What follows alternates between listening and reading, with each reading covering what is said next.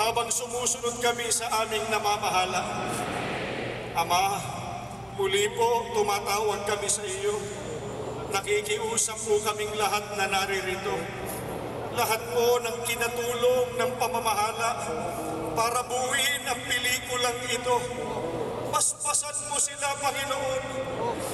Tulungan mo po, kaanib man ngayon sa iglesia o hindi pa.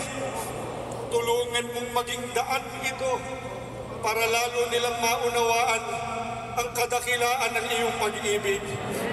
Sa panig naman po naming mga kaanib sa iglesia, nangangako kami sa iyo, Panginoong Diyos.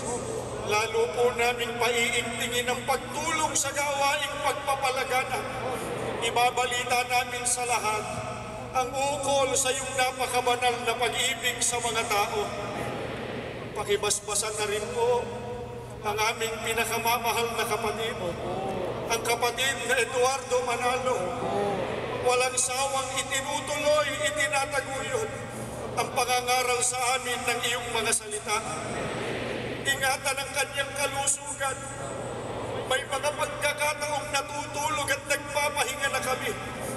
Pero gumaganap pa rin siya ng kanyang tungkulin sapagkat laganap ng iglesia sa buong mundo.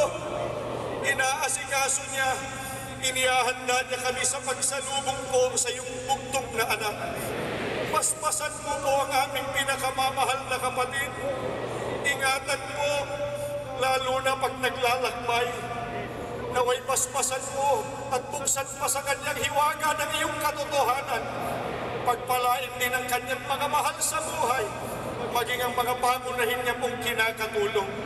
Ano pat kaming lahat, humihingi ngayon ng iyong mahalagang pagpapala.